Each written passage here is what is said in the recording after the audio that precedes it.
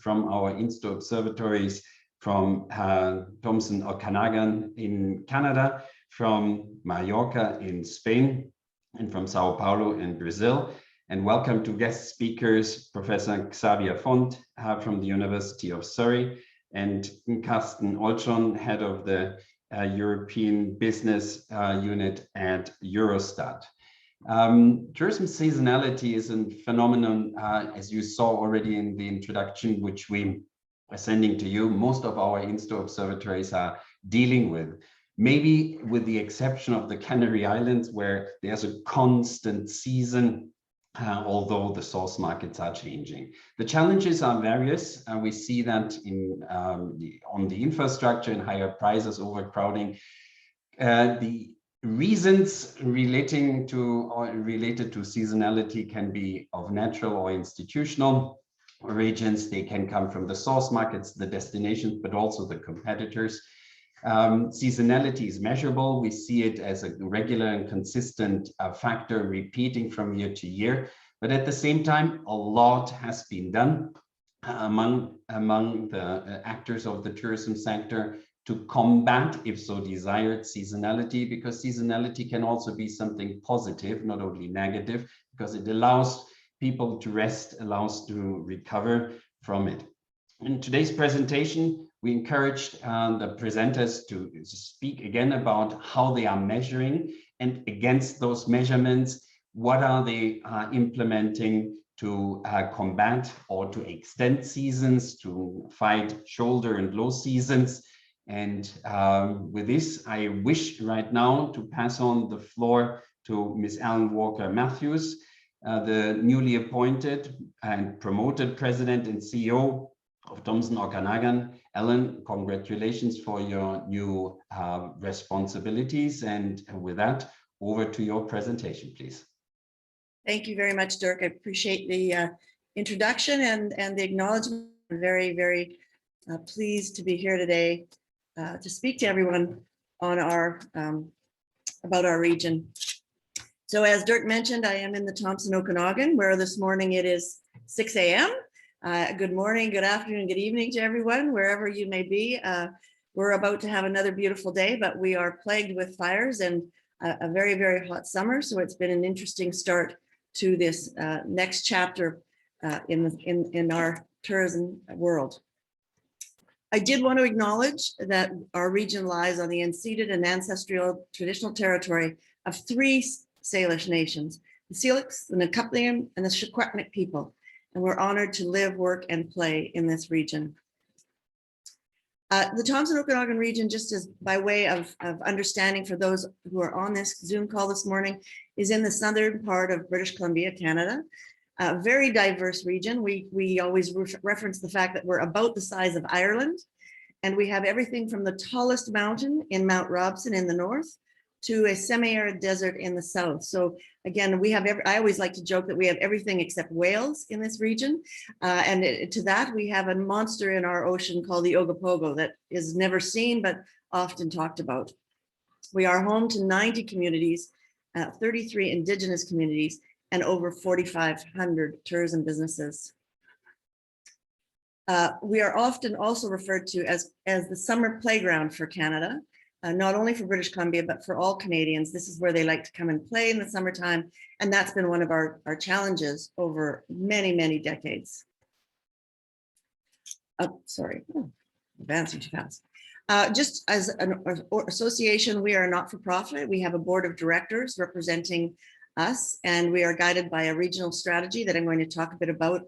Our goals reflect that of the province of British Columbia, and those have been adjusted based on some of the work that the Thompson Okanagan Tourism Association has done. So the work that we have done in seasonality as well as in sustainability are things that are now been picked up by the province itself. In 2012, and I have to go back to there, we did our first regional strategy. It took 18 months to complete, with over 1,800 stakeholders in the region taking part, and our communities and Indigenous communities all had input. We did 48 input sessions, and by the time we were finished, we had a strategy that was endorsed by all of those communities. We went back and had that done. We had it endorsed by the province as well as the country. And at the heart of that, the biggest concern was seasonality. our primary challenge was that all of our regional tourism, or 80% of the regional tourism revenues, took place in 45 days. And that was simply unsustainable. Those days were generally July to September. And often if there was challenges such as fires, as we're experiencing right now, floods, often in the early part of the summer, unseasonable weather, those 45 days became much less. And what we were finding was that it was impossible to grow our tourism industry, impossible to keep the industry healthy, impossible to keep employment. So my computer doesn't want to advance. There we go. So yes, widely recognized as a summer sun and fun destination. You can see some of the indicators there that we had happen as we would enter into the beginning of the season. We often get flooding, then the fires that would come into the summer months, and very devastating for the entire tourism industry. The goal was to flatten the curve and move from 80% of regional tourism revenue in 45 days to a much more sustainable, viable 200 days annually. We know that it's not realistic to expect 365. I don't even think Las Vegas gets that, and certainly not today, it does not. But we were heading towards 200 days annually. Pre-pandemic, we were on track. We had gotten to 110 days of annual tourism revenues in excess of 80%. And we were feeling that we were really making strides for our industry as a whole. How did we do that? Based on the regional strategy, there was 5 core experience-based themes, and that was to broaden our story, to deepen and enrich in what we were offering, and to move away from summer sun and fun. And that came through identifying iconic opportunities in the region, iconic experiences, revealing our indigenous cultural history and the nature of the region, which was very broad. Enriching local flavors, so talking about our farm to table product. This is a highly agricultural area. We've expanded into the wine industry, but prior to that, soft fruits, which still are part of our story. Expanding personal horizons. It's an area that people come to challenge themselves. This has got great outdoor soft adventure. We wanted to make sure that that was a top theme, and that we did this all authentically, that we made sure that we were not creating, we are not a Disneyland. We have very real natural products, and we wanted to build on those. We wanted to make sure we were inviting the right guests at the right time and for the right reason. So we then updated the regional strategy in 2020. It was released. We rolled up 7 planning corridor strategies from other areas with over 300 tourism stakeholders engaged, and had 7 working committees established and presented to city councils, re-emphasizing the fact that those corridors were important and that everyone agreed that that's where we should build on our shoulder seasons and our off season. Underlying all of that continue to be a concern and an importance and a realization that sustainability has to be at the core. Of course, March, when this strategy was released, we then had the COVID impact. And for us, to this day, that has meant no international visitations since March of 2020. We did see improved domestic visitation to the region, and that has allowed us to have some revenue return quicker than in other locations, even in our province, particularly through the summer and the autumn, as restrictions have allowed. We are seeing that our domestic visitors are seeking longer stays and more in-depth experiences. So they are now more in tune with what our themes were than what we had seen before. And many are discovering the region for the first time or rediscovering the region with a new mindset. So there have been some positive impacts to COVID-19, although not many, as most of us would agree. In terms of measurement, to Dirk's question, we've been using a number of areas, particularly Environics Analytics, which helps us with Canadian travel patterns, and Prism, which helps us into more insights around our visitors. Destination Canada has recently released visitor spend and intelligence, which we're measuring and monitoring. We use the STAR report for hotel performance, and we use Think, which does destination sentiment. You can see, and this is just a very brief snapshot, that this is some of the ways that we are tracking, and we're using 2018 and 2019 in comparison with 2020 and now soon to be 2021. We've seen obviously some declines, but we've still seen that flattening of the curve, which is something that we're pleased with, that we're seeing people still return to us not just in the summer season, but starting to understand what the region has to offer in those seasons outside of the summer months. And then again, here traveling into the Okanagan into 2021, again, a lower visitation, but a flattened curve, which we're appreciating.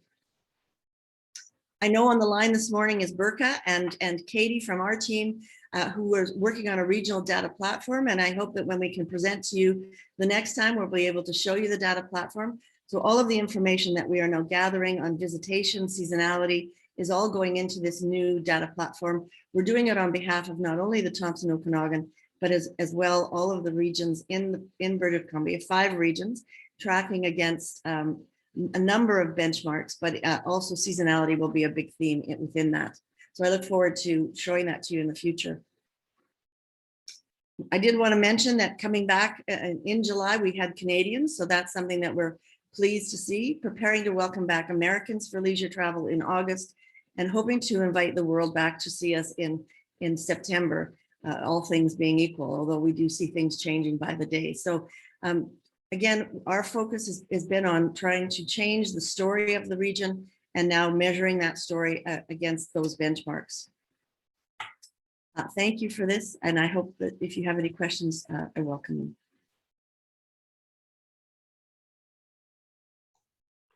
Thank you very much for this presentation. Just a quick question.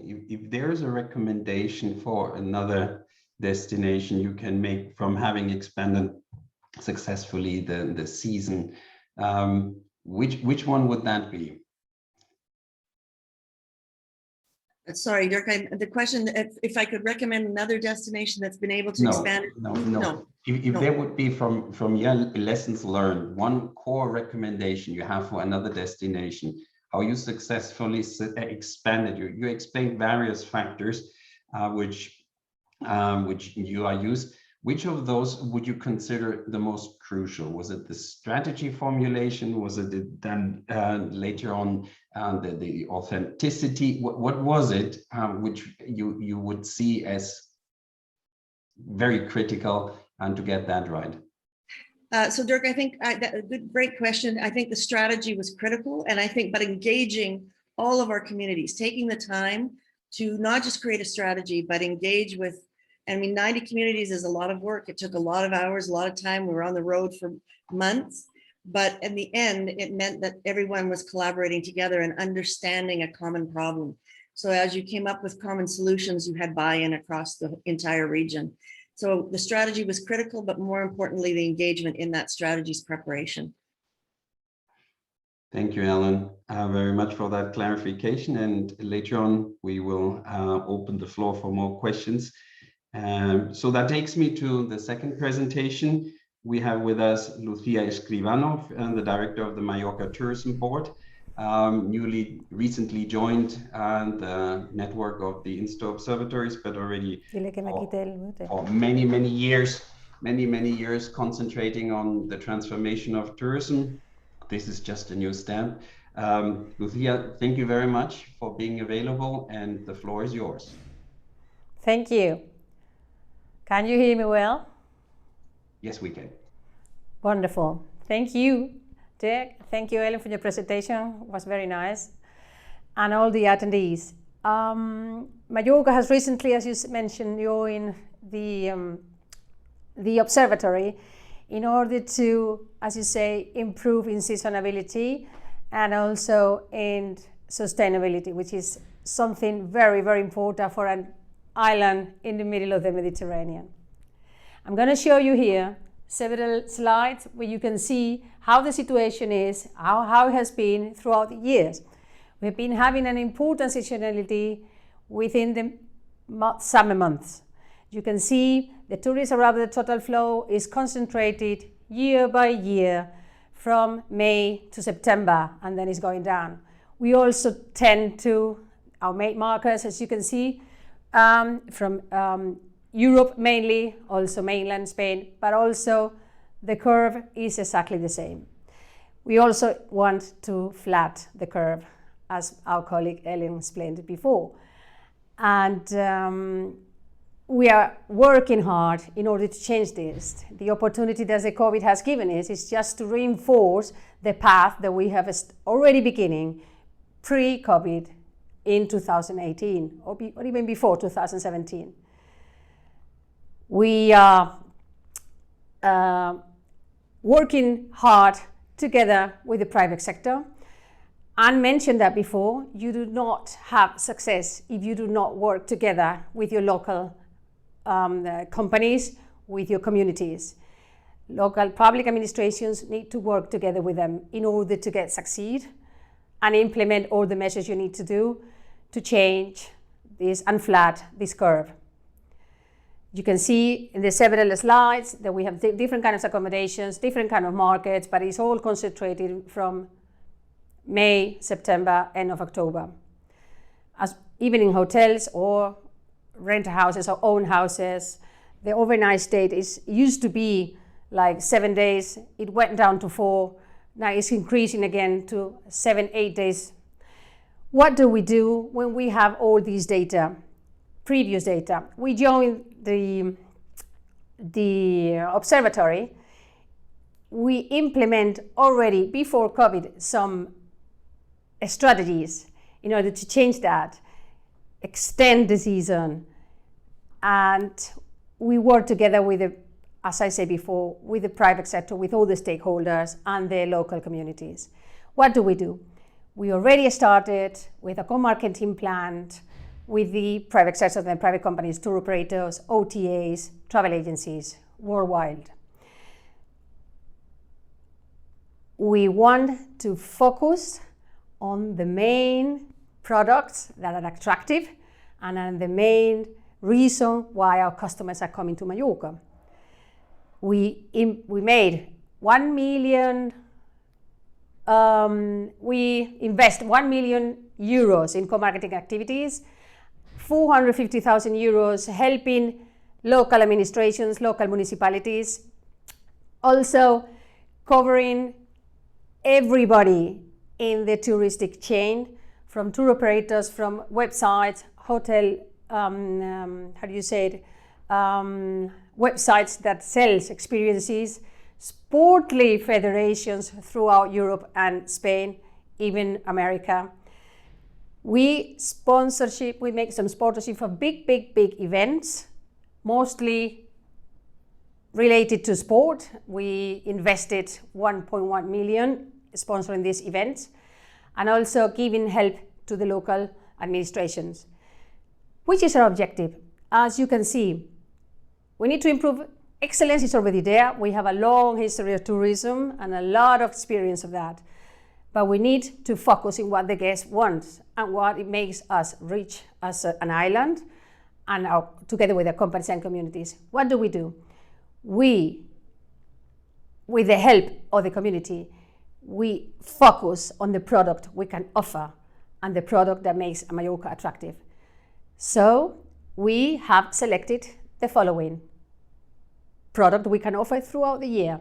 Is sport, is active tourism, is MICE sector, meeting incentives, congresses and exhibitions, is nature and ecotourism, is also culture and heritage, is the premium and luxury segment, which is very wanted in Mallorca, and also our local gastronomy. I would like to show you example of only from those 8 categories, one of the categories which bring us more revenue throughout the year, and it helps us a lot to extend the season and bring more guests, more sport lovers in low and middle season out of the summer months. For example, we have in cycling, I'm going to give you an example with the cycling sports. Cycling, we have just in Mallorca, imagine, Mallorca is 850,000 inhabitants or residents. We have more or less like around 1,000 hotels. 130 are just specialized 3 to 5 star hotels in cycling, because we got so many sportlers from all around Europe coming to train pre-season throughout the winter that it makes worth it for us. We have companies that rent bicycles. We have all kind of industry related to the cycling industry. that brings a big revenue and an even impact in our economy throughout the winter. 150 supply, 2,000 kilometers of cycling roads, wonderful big events that we sponsor as well, like Mallorca Challenge, for example. As you can see, 250,000 cyclotourists are staying a year. We're also sharing and getting information from Strava data, very important. The impact that I mentioned before, the economic impact is 140 euros that they spend daily, these 250,000 cyclotourists coming. And the profile is mainly I would say amateur and half professional, and it's also, as you can see, from November to February, so throughout the whole winter. The tendency now is that the travelers of the cycling are renting their bicycles instead of bringing their own. They are also more keen into mountain bike and special trails, normal biking. We have a lot of women using cycling and doing this sport, and we participate, Mallorca participates and hosts a lot of cycling sport events. We had a big campaign in Eurosport this year throughout the whole Europe through 6 months. 6 months I think it took. I think it's still going on until November, just promoting cycling, golfing and active tourism throughout Europe. We also have, of course, other sports like golf with 24 golf courses, also very committed in sustainability because they use recycling water to water the golf courses. The economic impact is unbelievable. It's 167 million per year just with golfers coming mainly from Germany and mainly winter season, which is low, and middle season. And we also have this active tourism that I mentioned before that brings guests just who want to do sailing and nautical activities. We have a big sector in nautical activities, bringing like 3,000 jobs here in the islands and a big economic impact. We have a lot of active tourism activities that you can do mainly in winter, autumn and spring out of the summer season. We, as I mentioned before, these 3,000 direct jobs just from the nautical tourism brings an economic impact of 450 million per year and 650 companies dedicated to nautical activities. Apart from that, I also mentioned the MICE. This is the meeting, incentives, congresses and exhibitions. We have the venues, we have the hotels, we have the DMCs, the destination manager, and we have also the willing of the European companies and Spanish companies from mainland to do their meetings in Mallorca because of the experience and the professionality. All these together, all these products together, I mentioned sport, MICE, active tourism, nautical, premium gastronomy, allow us to extend the season, to promote Mallorca out of the summer season, out of the months of July and August, and out of the sun and beach idea of the island. We cannot do this if we don't have the information to do it. So that's why we joined this observatory in order to gather and collect all the information that we can have in order to be able to measure the impact of what the tourists want on our island, socially impact, environmentally, economically.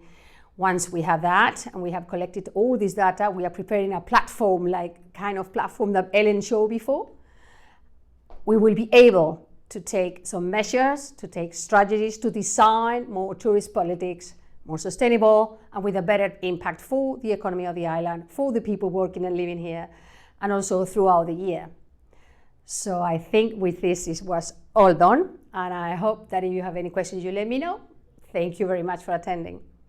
Thank you, Lucia, very much for this explaining all these practical measures you have implemented. If you allow me one first question, how did you identify these different segments? Was this rather academic or market research, or did you build on successes you identified already because you saw so many bicyclists that you made that a strategic move to systematically build products around that and promote those products? What came first?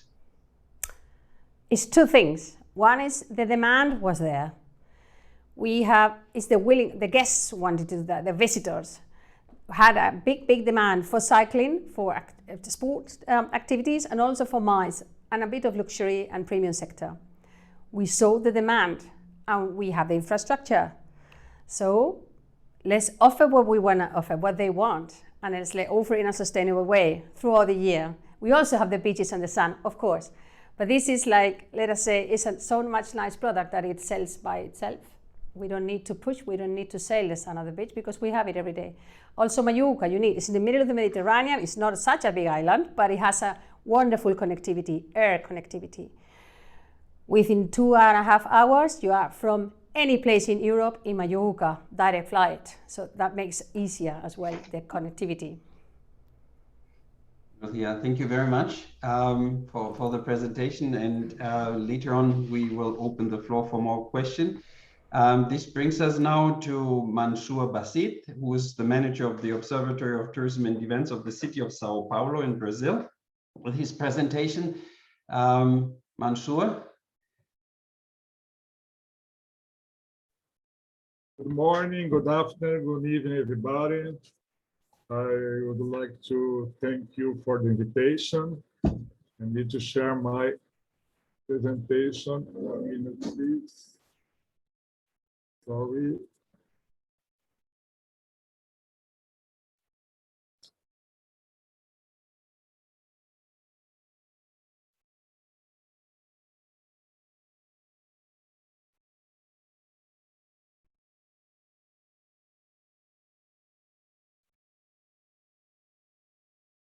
It was open, but I think it's closed. Okay.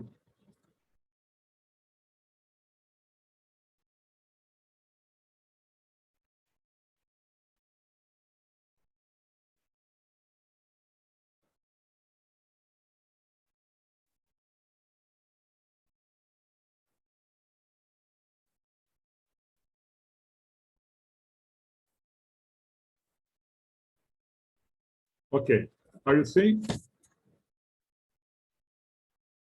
Yes, we can. Okay, thank you. Sorry for the delay.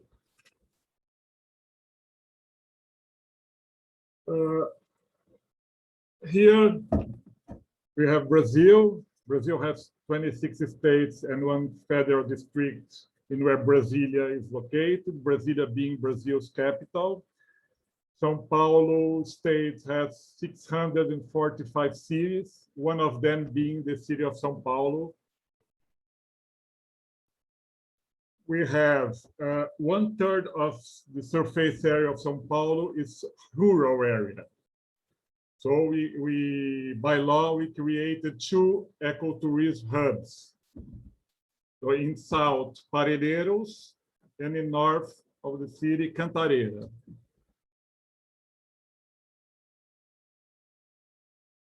Here are some numbers of São Paulo. We are a big and complex city. You can see in this slide we have 1,521 square kilometers, 96 districts, more than 12 million inhabitants, 6 lines and 81 metro stations, 336 municipal bus lines, around 650 kilometers of bicycle lane. We have many tourism attractions, 124 museums and 126 parks, 119 theaters, 76 cinemas, 42 observation decks, and the 2 ecotourism hubs. We are very, very strong in mice. We have 44.4 million square meters in area to fairs and events and shows. We are first in Brazil and 3rd in Latin America for events. We have a big stage on Allianz Park that hosted the biggest number of mega shows. In accommodation, we have more than 409 hotels, 79 hostels, 71 hotel chains, 44 hotels branch, 2 6-star hotels, Tangara Palace and Rosewood. We are very strong in gastronomy. We have 58 different types of cuisine, 20,000 restaurants, 30,000 bars. We have a big prize at Casa do Porco restaurant. It's the first in Brazil. We have Mocotó, the best restaurant without booking in the world in 2019. São Paulo is the spotlight of business. Tourism has been gaining notoriety for its cultural and leisure tourism, besides ecotourism with the creation of ecotourism hubs. Given these characters, both financial and cultural, is the main gate for international tourists and also responsible for hosting multiple events are known around the globe, such as GP of Formula One, Biennial of International Arts, LGBTQIA+, the Gay Parade. And because of its avant-garde, multifaceted and diverse looks, offers a wide range of opportunities, attracting every type of public tourism at all year round. São Paulo is not a city with beautiful beaches, and often people who live in São Paulo used to go out for vacation to Derby Seats or to breathe some fresh air, as a joke here. However, subtle tourism in São Paulo is booming, with many experiences as a result of immigration, as well as the carnival, which before was only in Rio or in Salvador, but now you are offering not only the amazing street carnival, but the one of the Sambódromo as well.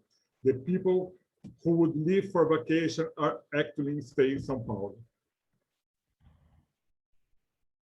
São Paulo is the biggest city in Latin America, one of the most populated cities in the entire world, financial, corporate, and mercantile center of Brazil, is the most influential Brazilian city in the global scenario.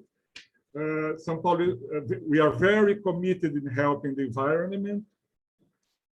We pledged with fulfilling the 2030 agenda and the Paris Agreement, sustainable consumption, production, and management of natural resources, neutralize emission of CO2, raise awareness, and reduce the utilization of plastic in the city. Because of its leading business tourism, the city has little seasonality marked by the events on the sector, which focus primarily between March and June and between August and November. In other months, commonly known by holiday month, December, January, and July and February, the city usually has a drop in tourism movement.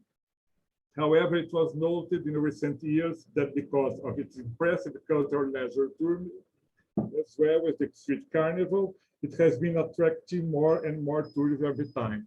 There are some districts in São Paulo, for example, which receive a lot of people from Brazil and abroad in order to buy merchandise wholesale. This is an important part of São Paulo's economy. Here you can see the events calendar by month. We have some important events: city anniversary, Carnival in February, Lollapalooza in March, Virada Cultural in May.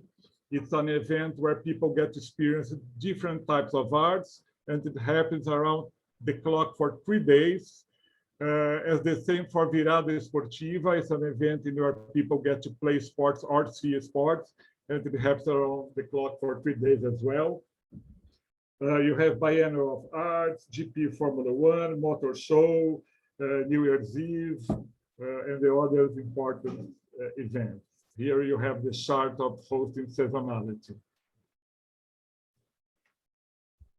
Here, I would like to show you some data regarding the impacts of COVID-19. As you can see, we had a huge drop in activity. For example, less 50.8% in national passenger and less 71% international passenger in the international airports that serve the city. Less 18,049 100 formal jobs in the tourism sector in the city of São Paulo. This graphic show you the tourism activity in São Paulo since January 2020. The numbers of the indicator monitored have shown a trend of recovery, though small of activity. However, the tourism activity is still 53% below January 2020. We are trying to recuperate this loss. Some information about the company, São Paulo Turismo, and our observatory. We are a company, we are mixed economy, responsible for the management of tourism in the city, in which OTE is part of. Since 2005, it's been the core of studies and intelligence in the market. It acts the collection, monitoring, and analysis of information about tourism, culture, and events in São Paulo. We were prized twice by the Minister of Tourism as a model of tourism monitoring. We have more than 350 published studies, approximately 300,000 interviews conducted. The biggest research in number of interviews was in World Cup in 2014, 7.5 thousand interviews. Biggest research in 6 hours in New Year's Eve, 1,200 interviewed during 4 hours. Here you have, going back to the observatory as the focus, the observatory has history of some of them for more than 15 years, historic series. We publish reports individually together with analysis from indicators from the local economy. These indicators are still insufficient for the ideal monitoring of the sector as a whole, and especially from the tourism seasonality. For example, we haven't been able to yet monitor food and beverage, events, attraction, entertainment, and reception. We are trying with other sectors, build a new one indicator for events, for example, because we have many types of events, mega events, and some workshops inside the hotels. It's very difficult to build only one indicator for every range of event.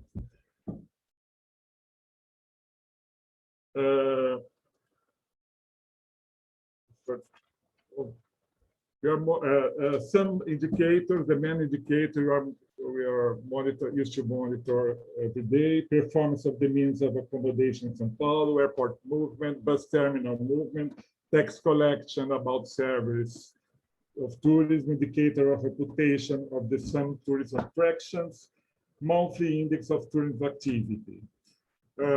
Here you can see some partners.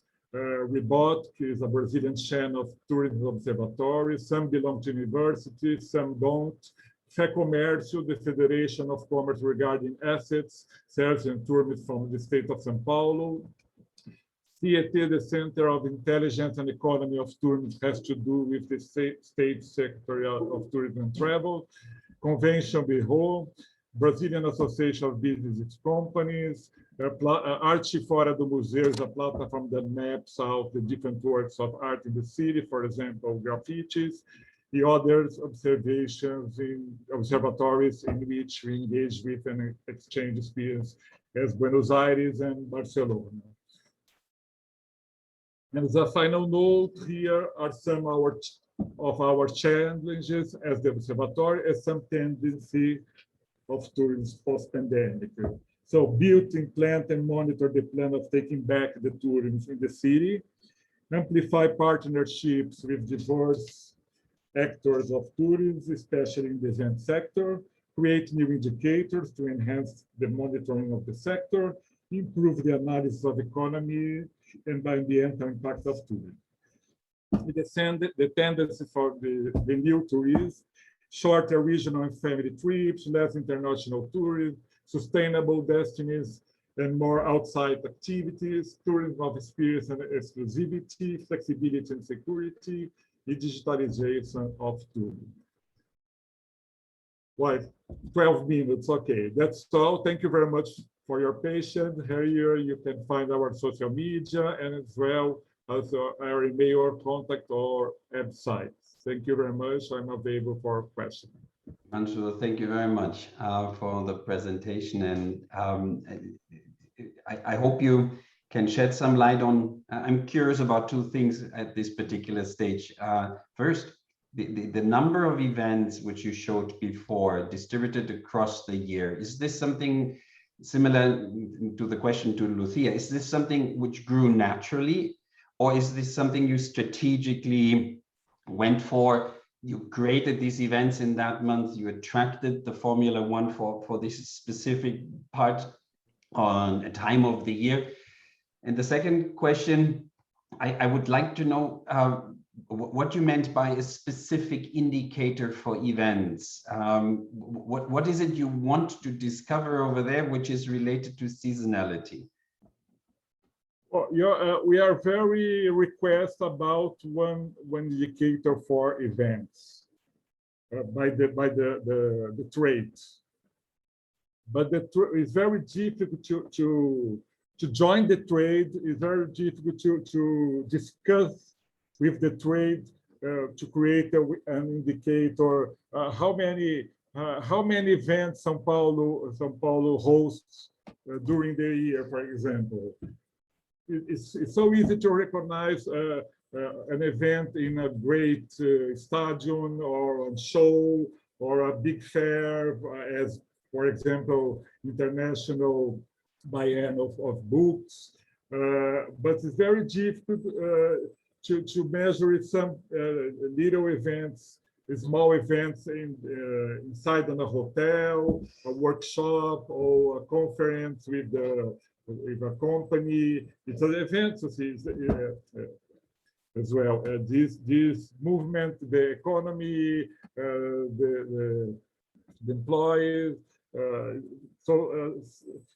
It's mean we need. I don't know if it's possible. One indicator to monitoring all the events in the city, because we are very strong in events in São Paulo.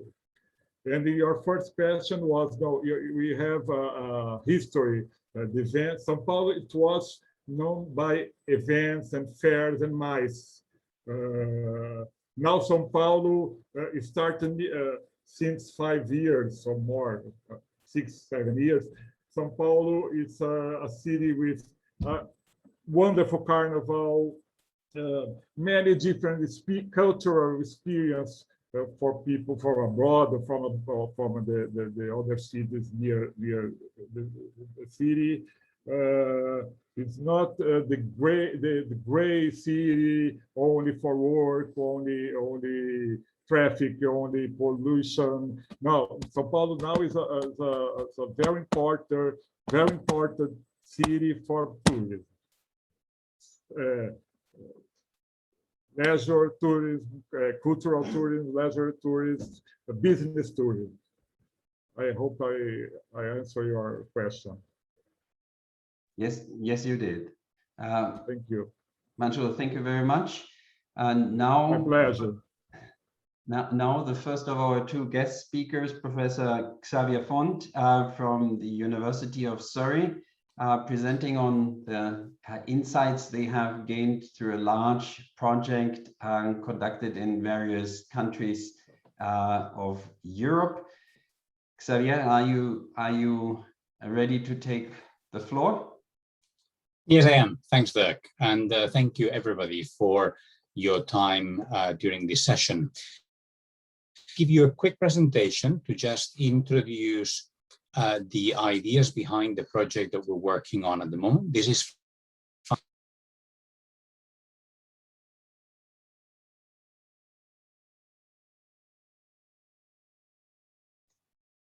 We have a connection problem with Xavier. We seem to have a connection problem. Let me just try again. Can you see my slides now? Yes, we can. Okay. So this is a project funded by the European Commission. We have, it's a 23 million euro project across both the north of France and the south of England. So we have 3 regions in the south of England and 3 regions in the north of France. And the idea with this project is specifically to identify ways of reducing seasonality. We have never had a project of this scale funded by the European Commission in relation to sustainable tourism. And the idea here is, how do we use experiences and the creation of experiences that work specifically well in winter, or essentially from end of October until the end of March? The premise behind this is that very often we have used products and experiences that work in summer, and we have hoped they will survive in winter. Or we have created experiences that work somewhere else well in summer, and then we adapt them to our winter. So for example, the example from Mallorca is great, but Mallorca has a really pleasant weather in winter. If you come to the UK in our winter, it's cold, it's wet, and it's dark, and it's very difficult to convince people to go anywhere. So the challenge, therefore, we've got is, how do we create these experiences, and how do we provide training for businesses to create change?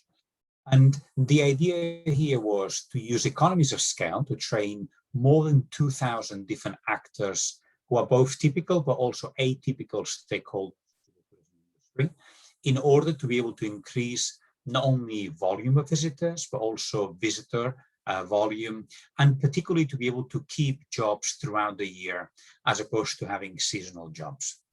So we are training 2,000 new actors. We are creating 1,500 new tourism activities. We are improving or building from scratch 52 new infrastructures in these destinations.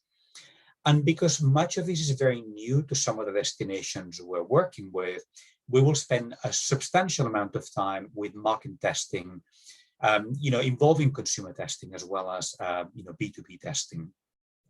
The reason for this, we want to know whether the way in which products will be promoted to attract people in winter is acceptable to the market or not, or whether the market just will find it difficult to accept that these products can be sold to them. Now, the role that our university in particular has is both in preparing some of the training materials, as well as then providing the impact evaluation, work package 6, looking at what are the economic, social, environmental impacts. And this is where it relates to the work that you're trying to do with INSTO in relation to identifying better key performance indicators. So this design of new experiences, a big part of the work here is understanding what are those products that work well when it's cold, when it's dark, when it's wet. Okay, and most tourism businesses say, well, that's too hard. But just like our speaker from Mallorca said, the summer just sells for itself. We shouldn't be selling summer. Our job as tourist boards is to help, improve the off-season, not sell the things that are easy to sell by themselves. And also, this is where the public sector can also help with creating its own autumn, winter events, but also helping business to identify how to reduce that seasonality. So, for example, one of the things we realized very quickly is that nearly every single tourist board uses summer photos also in winter, right? In winter, they're still using photos of people wearing short sleeve t-shirts or cycling in shorts, and or trees that have got full of leaves. And you're thinking, well, these photos don't make any sense because they're implicitly telling you don't come back until the month of April or May. Okay, so even from the design of the products to the photography we use to the language that we use, there's a lot of change that was needed here to extend this visitor season. So, and we will put this effort into understanding how do I monitor this performance in the off season. So we realized, for example, that winter products have to be shorter, right? In summer, you can sell outdoor experiences like cycling that will be 3, 4, 5 hours. In winter, except in warm countries, but in winter in the north of Europe, those experiences have to be much shorter. And you need to combine indoor space and outdoor space, or indoor time to warm up with outdoor activities. But actually, you can play with light in winter in a way that you cannot do it in summer. Okay, and so you could create new activities, new games that people would say there is a novelty value. And here's where we then have to really intensely think, how do we create experiences that use the 5 senses, as opposed to hoping that the natural resources near us in themselves become the experience. We essentially had to put much more imagination into doing that. We've also noticed that we had to change our markets and work much more with local markets, as well as markets that travel a little bit further. And we've had to adopt infrastructure. Okay, so adapting this infrastructure, for example, meant creating cycling paths where when you cycle, the path in itself lights up, and then you get to see something different, and therefore it's better at night than during daytime. And so a destination that had the problem with, visitors in the middle of the day, but nobody staying at night, now actually finds that tourists want to stay the night in that location. Okay. We had problems with nature, for example, being closed for many, many visitors because there were no outdoor toilets that would be, for example, suitable for people with disabilities. And we've learned that people with disabilities are much more loyal to destinations they visit, and therefore much more likely to visit off-season, what is a quieter time of year as well. So a big part of the work done by us as University of Surrey is testing how individuals, potential consumers, respond to the new marketing materials. We have a lot of experience in marketing materials for summer experiences. We don't for winter. So we're using a neuromarketing lab to look at how, through eye tracking, through skin response, through facial expression analysis, see how potential visitors respond to these ideas of new experiences we're promoting, and whether they create mixed emotional feelings or whether people feel super excited about trying something that is genuinely new for them. And just moving to the part that's probably most interesting to you, we will be monitoring the economic impact. One of the things we've learned is that most destinations only collect data for peak season, and they estimate from peak season data what happens in the low season. And we realized that we can't just assume, right? So we're now collecting more data on what is the difference in economic performance between winter tourists and summer tourists. And to not think of winter tourists as just being second-class citizens to our summer tourists. So we are helping the destinations to collect more regular visitor surveys, but also to survey the businesses themselves to understand what is the impact of what we created for them. We are helping these destinations and the businesses within those destinations to monitor social impacts. And something we've learned is that majority of tourist destinations do not collect surveys to find out how local residents feel about tourism. And they tend to forget also that the residents in winter tend to be the leisure visitors themselves that enjoy the place. So we're helping these destinations to collect data around how locals feel with tourism. And particularly this has helped also in these COVID times to understand, the willingness of locals to receive visitors. Okay, so we don't want to assume that visitors, the locals say, we have seen too many tourists in summer, please bring more tourists in winter, in few in summer. In some destinations, we understand that the residents say, I can only cope with summer visitors because I have a very quiet winter. If you make the winter busier, this is going to be a problem for us. And the final thing we're trying to find out is how different is the carbon footprint of visitors in winter compared to summer. So we've learned that winter visitors tend to have a shorter length of stay.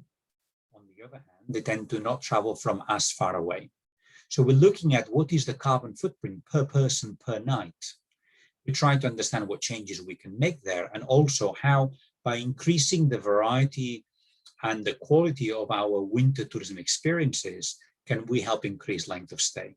Again, just like we saw in the case study of Mallorca. I keep mentioning Mallorca because it's a case study I happen to know better personally as well, being a cyclist myself. But how actually we realized that length of stay can be longer in winter than in summer if we design experiences that have been specifically designed for that time of year. So we're looking also at the same in here. How is the carbon footprint different? And probably the most important thing we're doing with all this data is working with the tourist destinations to say, how will you take different management and marketing decisions as a result of this new data set that you have never really worked with before on economic, social, environmental impact and value of tourism, specifically for the winter market. We're having challenges, and I'll finish with this slide now because I realize time is short. Each region is collecting data in a different way. Each region, we're implementing different activities. We have very different local conditions, and therefore for us to be able to identify specifically what impact is attributed to which intervention is very hard. We had hoped that with a 23 million euro project, we would have enough of an impact to be able to measure and to identify changes from one location to another. And then COVID happened.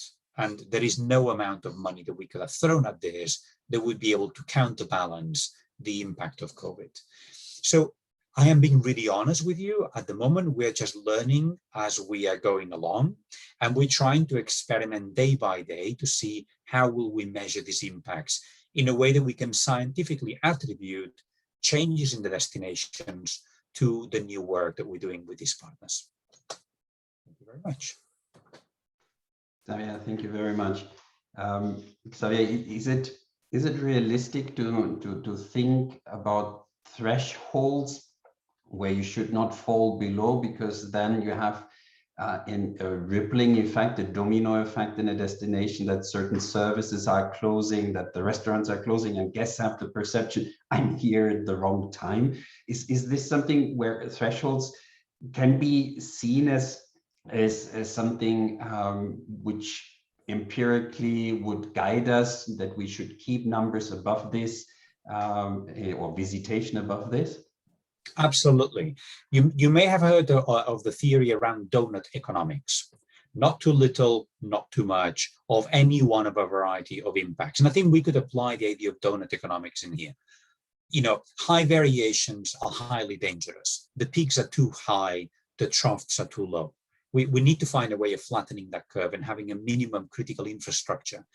One of the things we're also looking at in this project is what experiences can you deliver for yourself as a visitor, so you don't rely on a minimum number of clients for some infrastructure to stay open specifically for you, and also to understand that maybe some leisure visitors, some local visitors may want to spend less money per person per day, but actually I don't think we should ignore those, and I think COVID did teach us that very well. Xavier, thank you very much for this presentation and the opportunity to have a closer look at the project you conducted and this well-structured approach on in the direction of evidence and the extension of stay. I come right now to our next speaker, Carsten Olschon, the head of the unit on European businesses from Eurostat. And Carsten, after your presentation, we will have the opportunity to shoot a picture from all the participants and speakers of today. So just get your dress right so that after Carsten's presentation, you can unlock your cameras, open your cameras, and we can take this picture. But first, Carsten, the floor is yours. Thank you for being with us. Thank you very much. May I just ask how much time do I have? Roughly 10 minutes, 5 minutes? Yeah, you have the 10 minutes okay, as the other speakers. Carsten. First of all, thank you very much for inviting me to this session. My colleague, Christoph de Munt, you know him, all of you. He is unfortunately or happily on holidays right now. So I'll step in, but on the other hand, I also got some things that I think is interesting to present to you. Maybe I should just say that I'm located right now in Luxembourg, in the middle of Europe, but I just had to turn on the light because there's a thunder weather outside and it's very dark. So when I'm seeing people around the world, it's not because it's night here, it's really just because of the weather, which of course is also part of the season. Let me just see. You can see the slides? Yeah. Yes, we can. I can see that the other presentations have been very much, or at least to some extent, been very focused on the individual tourist destinations, what they can do, and what they should be doing in order to even out the seasonality. I just want in the first slide to step just a little bit backward and say, okay, why do we really want to even out the seasonality? I mean, in the high season, you have got a social and economic impact, at least that in let's say on the short term, you have in the high season, you've got a positive contribution to the economy. You may have shortage of labor. You may require more local services, both, I mean, I think many of you are thinking in terms of restaurants, in terms of hotels, in terms of tourist office, but there's also other services like bus services, police presence, garbage collection, and all of these things really have to be adjusted to the requirements in the high season.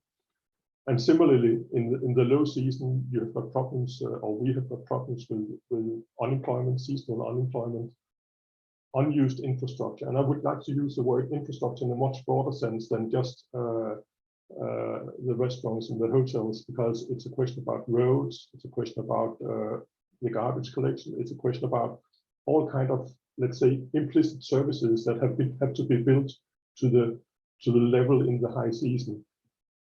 When I'm just looking at, not outside my window, but a little bit further, you can see the roads in Europe, they are filled every weekend for the moment. And they, of course, they're built to the level of the high capacity, which is typically in the summer. So unused infrastructure in the rest of the season, it has got an impact on the rest of the society. You also got the environmental impact with overcrowding, various types of pollution, and where you want to end up with a way of tourism that has a sustainable usage of the environment, environmental resources. So when you're looking at this economic, social, and environmental impact in the long term, you can see that what you want to build on is, certainly what you need to look at is where to invest in infrastructure. As I said, not only the local business, the local tourism businesses, but also the public side of it. And this is where policymakers need to make decisions. Skills, how do you make sure that the right people with the right skills are available? Mobility, there was this question about the turnover of staff from the high season to low season. And then, of course, which has been talked quite a lot about today already, about initiatives to reduce seasonality. For all of this, of course, you need data, you need information, or at least you can make better decisions if you have got the relevant information. And at least it's my assertion that official statistics, we cannot provide day-to-day destination management information. This is the business of somebody else. On the other hand, we can provide information about long-term trends. We can provide information about what is the regular season, the seasonality, at various levels. And this is useful for making the right policy decisions. Where do we want to expand the infrastructure? Where do we not want to do?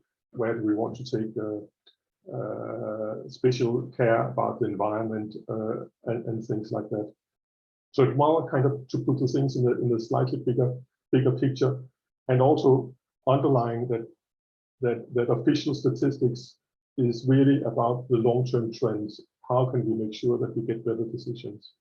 So having said all that, I will just come to some few, show you some few graphs. I guess you've seen it, but what we can see here is the distribution of night spends and tourist accommodations in 2019, so the pre-COVID, where you can see on the left side, the countries in Europe with the highest, let's say, variation between low and high season, and on the right side, those with the lowest variation. And you can see that's a big difference.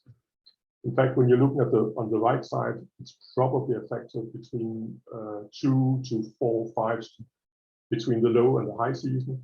And when you're looking at the left side, it's up to a factor of 20, 25, and even more net night spent between the low season and the high season. And of course, that gives a different impact on the requirements for the infrastructure policies. What do you want to do in tourism?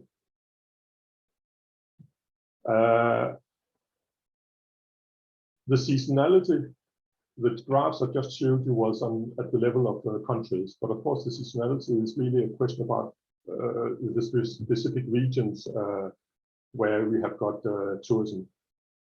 So for the moment, and now I'm just going to make a little bit of promotion about what is coming. I'm always saying when I'm speaking to our colleagues in the IT department, they never talk about what they have already provided, but they talk about what will come next. And I'm going to do the same with statistics. For the moment, we have got monthly data broken down by type of establishment and whether it's a resident or non-resident by country.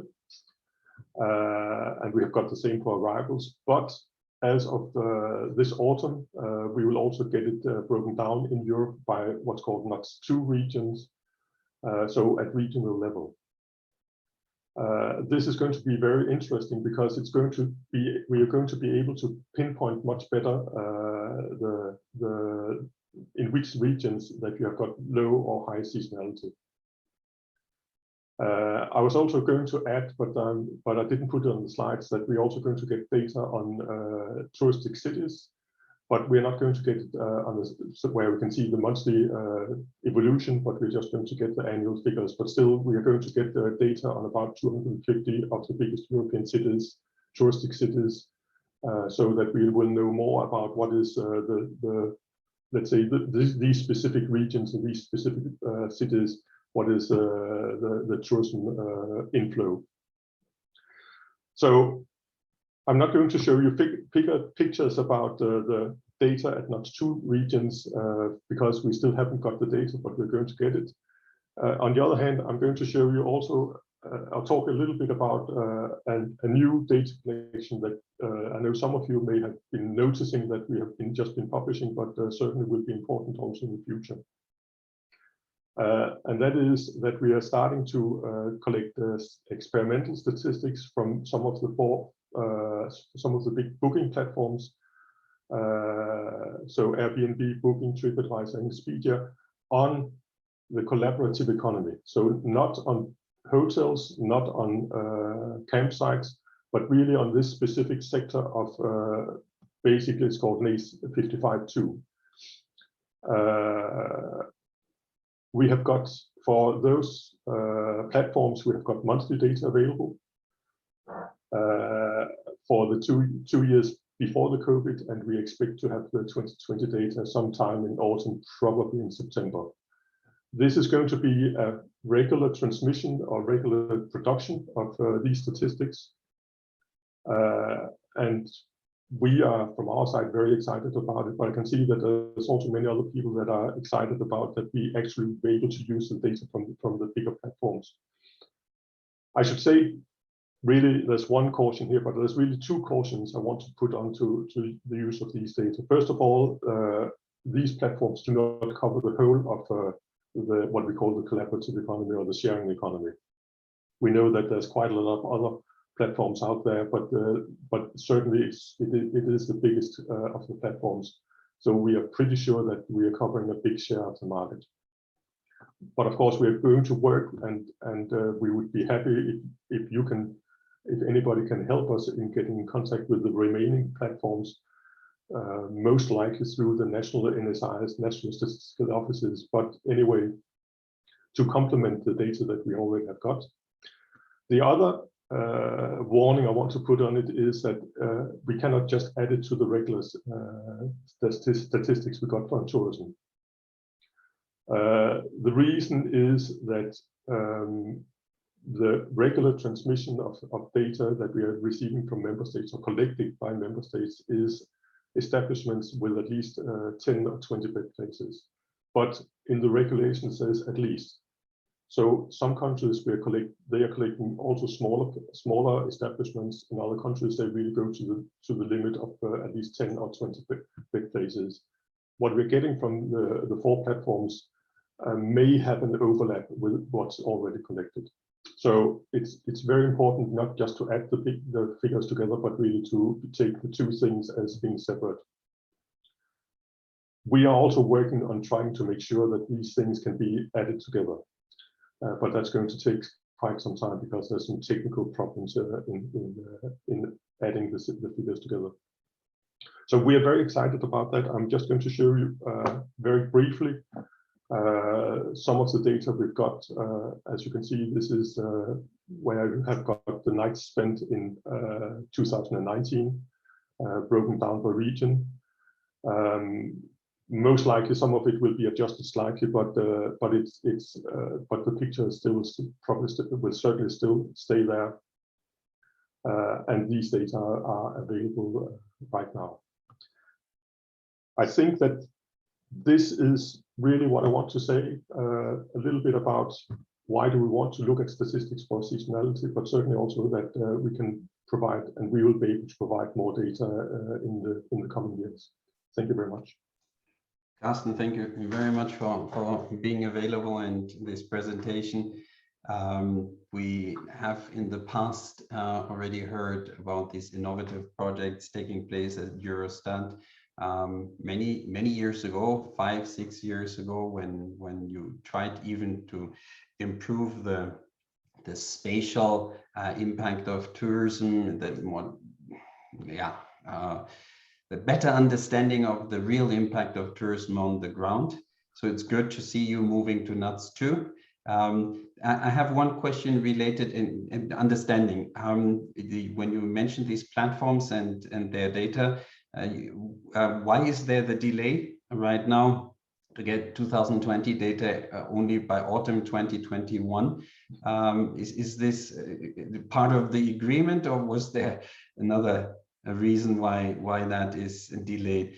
I'm telling you because that is for us in tourism right now what the journey we had behind us. Corona right now made it even more obvious that the rules and the impacts are changing so tremendously fast that any kind of delay of this is light years. It's good for certain kind of analysis, I understand that, but the sector is still extremely thirsty for really more timely information.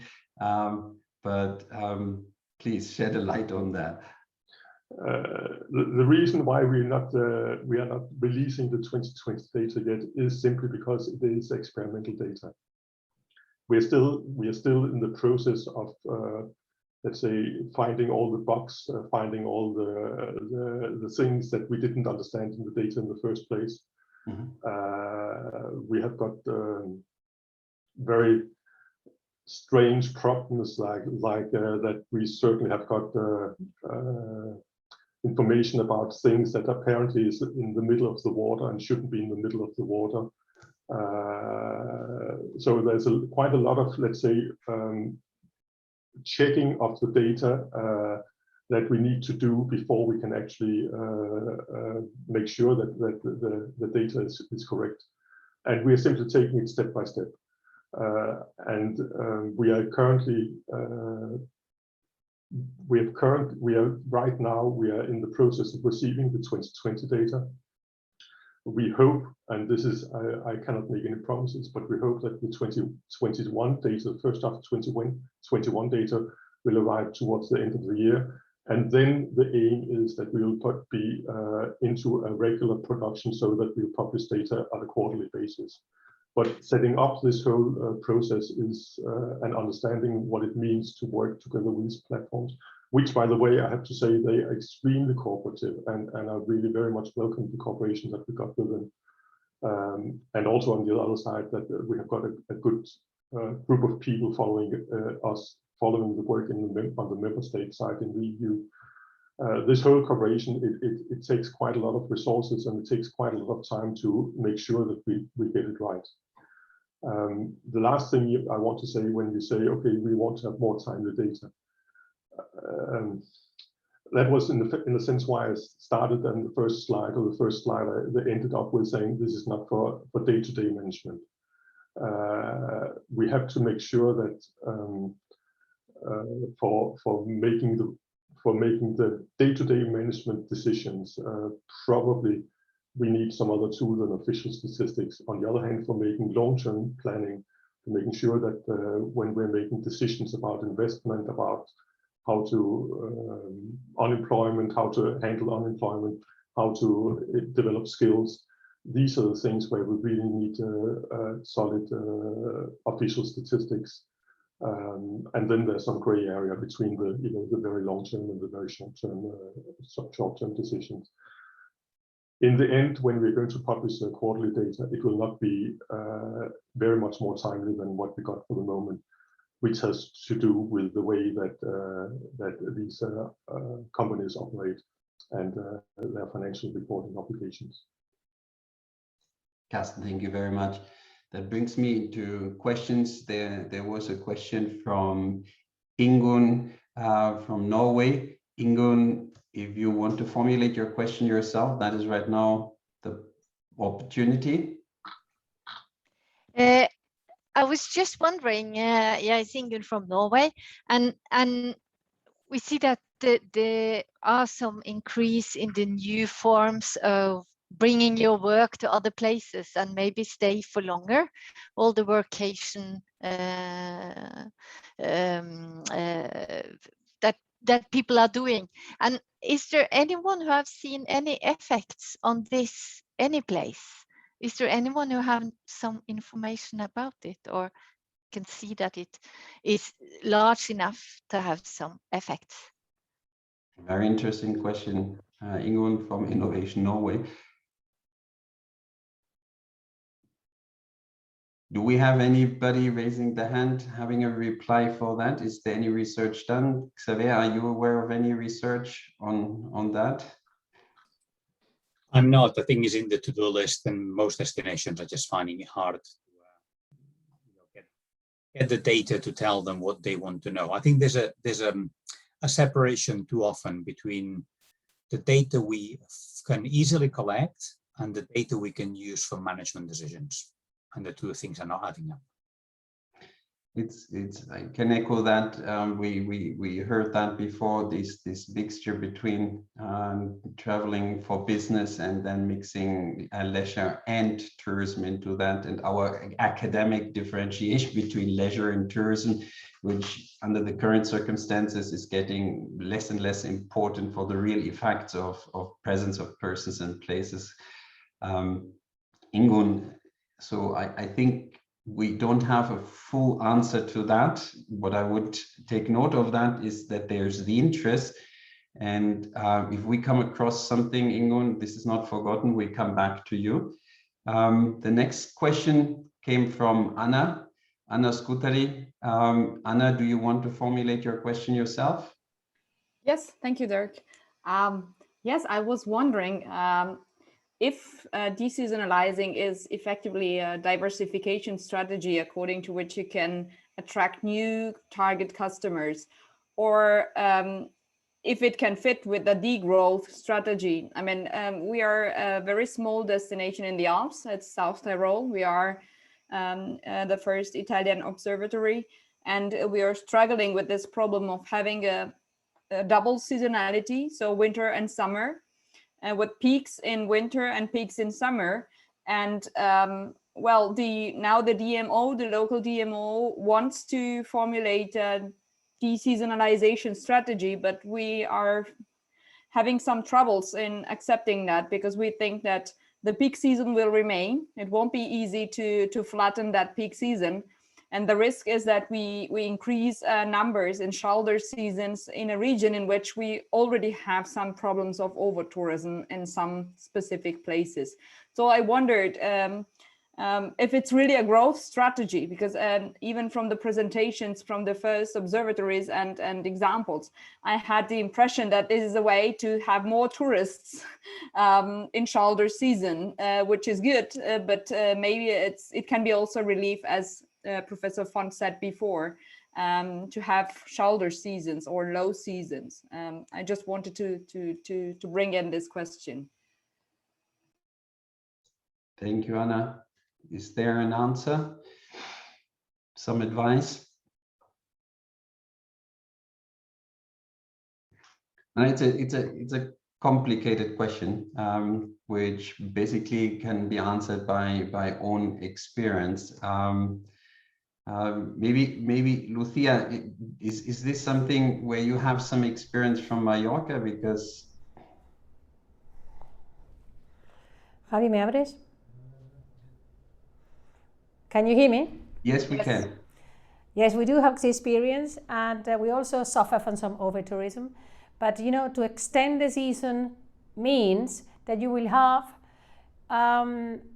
you will not reduce completely the peak season. You will just distribute the tourists throughout the year, which becomes a strategy to also extend openings of hotels, openings of all the shops and the related companies going around the tourism sector. So you have the people working not only 6 months a year, that is, you know, but 9, 10, 11 months a year.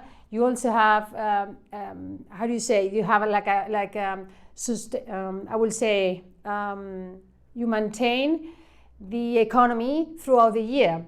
So I don't know if it happens to you in your resort, in your place, but here we used to have a very long season of 9, 10 months. Some years ago, we reduced it to 6 months. This is unbearable. You cannot have people working for 6 months a year, and then the other 6 months, nothing happens. You need to provide a place where you can live throughout the year and where you can maintain all those jobs and all those production going on and all the companies related to tourism. We also need to, of course, limit the number of beds within the island. So now we have let us say, a bed bag. Once it's full, it's full. You cannot have any more. And if you are, let us say, reconverting your hotel in something else, and you're giving back these beds back to the back, it will not be used again. So, of course, you can reduce beds, but also you need to extend the season. You need to offer jobs and I will say economy going on throughout the months, not only just 2-3 times a year.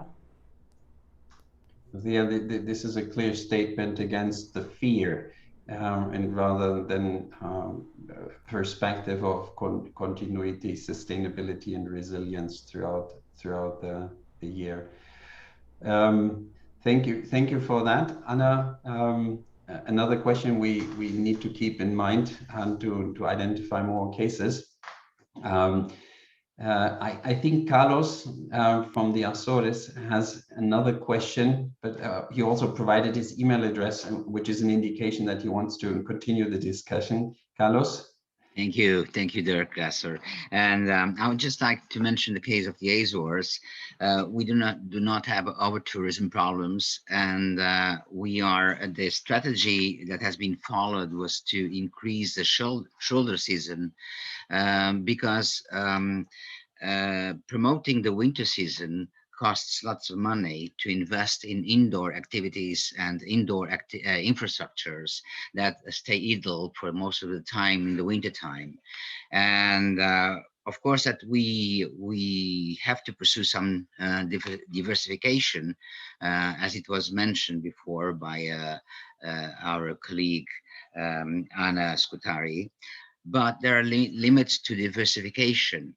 There are limits not only due to the limited resources existent, but also to guarantee a certain coherence in the competitive strategy followed by the destination. So these are my worries. Thank you. Carlos, thank you very much. And especially for this observation, which was not so much a question, but an observation. Good.